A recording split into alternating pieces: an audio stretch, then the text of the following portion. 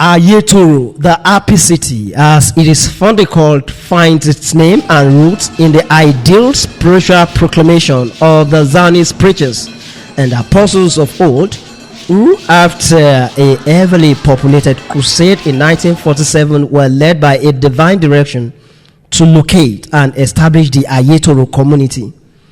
Ever since, the community, which had run on communism for several decades, had grown in leaps and bounds with gross domestic product (GDP) at a time that had made Aiyetoro one of the best spiritual community in Africa, which was able to run its own economy by itself and became an enviable port of call for Europeans with Germans and Portuguese voyages. Aiyetoro, the happy city, is a utopian Christian settlement of the Nigerian Holy Apostles community, founded by a small group of cherubim and seraphim society. It is a classless society where everyone shares the benefits of labor, and this community controls all property and wealth. That has been the state of the art in Aiyetoro. And business people coming to settle down, to live, and to do business in the Ilaje thriving coastal community during this early stage of the involvement of Aiyetoro. It was not described as the happy city for fun, as both indigenes and settlers were happy. What with a booming economy in which the people were able to build by themselves one of the largest trawlers of that era in Africa. Aiyetoro boasted of its own shoemaking industry, clothing and textile industry, a robust and buoyant fishing industry, and many more. With the aid of the German technologists who visited and stayed in Aiyetoro from the late 40s all through the early 70s, a state-of-the-art technical school was built in the coastal community, which further boosted technical growth of the ancient Aiyetoro. It will be recalled that Aiyetoro was one of the first indigenous community to develop self-made, uninterrupted electricity that wasn't connected to the national grid. The people had lived in peace, being their brothers' keepers, growing their local economy, supporting one another, consolidating on their spiritual growth, while basking in the calmness of the ocean, which was their next door neighbor. All these were decades ago, and things are taking a turn for the worse.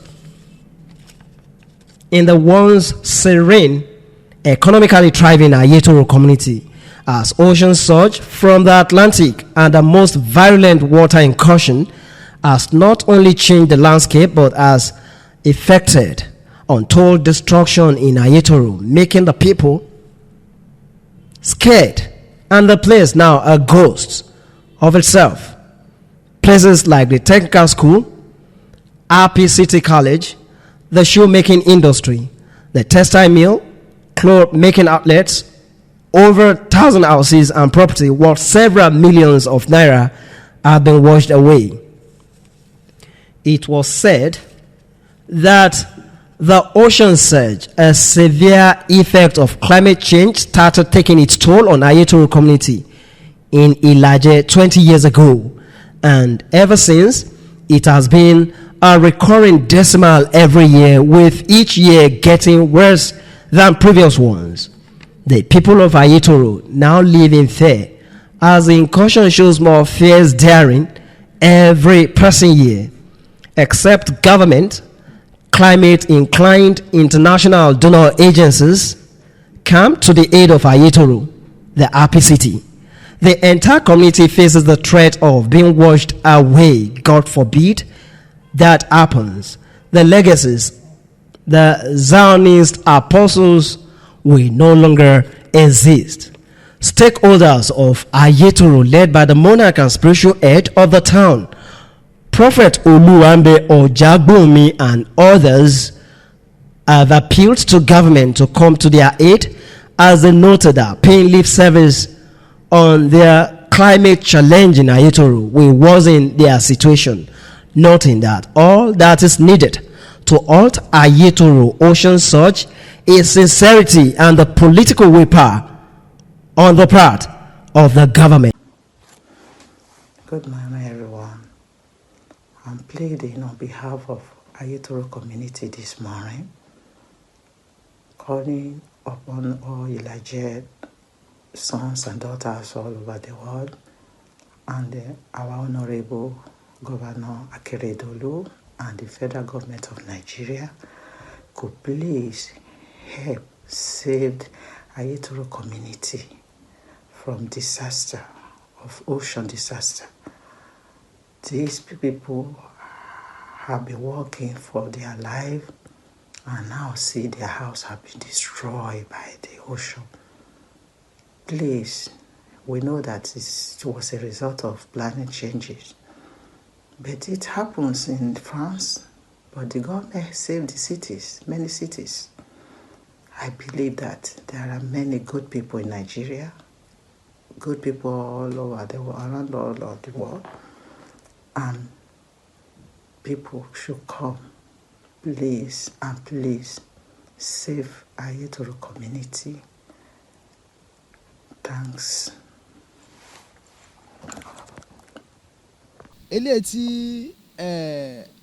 malokun yìí ti tá àti máa ń ṣe gbogbo nǹkan tó ń ṣe yìí báyìí tá a bá fẹ́ wo ọdún torí ó ti máa tó bí like 20 years now, it's around 20 years or tí n bá dẹ̀ parọ́ ó lè máa tó bí 30 years because ní around 1998 after the 1998 kíní ẹ ti ń bọ̀ díẹ̀díẹ̀ but after the 1998 a lot of things because ìgbà yẹn ní challenges ogun ìjọ àti ìlàjẹ ìgbà tí àwọn things yẹn parí tán ni a wá rí gbogbo àwọn challenges yìí ibi tí school wà tẹ́lẹ̀ wọn ò lè dúró àwọn ọmọ tó ń kọ́ ẹ̀kọ́ gan wọn ò lè dúró sínú school a ní ìdàtí tún relocate lọ síbi míì but ìlú yìí jẹ́ ìlú tí a lè fi kalẹ̀ a lot of ibi iṣẹ́ tó ti wà ń lu yìí a lot of ẹ̀ ti wọnú òkun lọ tí ẹ bá rí gan tí ẹ bá wo church wa the main church tó wà mí báyìí ẹ máa rí gbogbo ẹ̀ ti máa rí gbogbo ẹ̀ nínú òkun so à ń bẹ ìjọba Ondo state àdẹ̀ ń bẹ federal government kan lè ràn wá lọ́wọ́.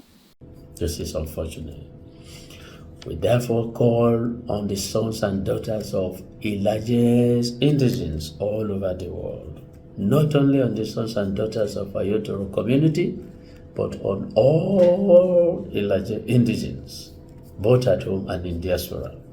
We call also on the local government, we call on the state governor, and also on the federal government to come to the aid of Aiyetoro community so that we can reinstate the glory of the city back to its usual form and the city can triumph again.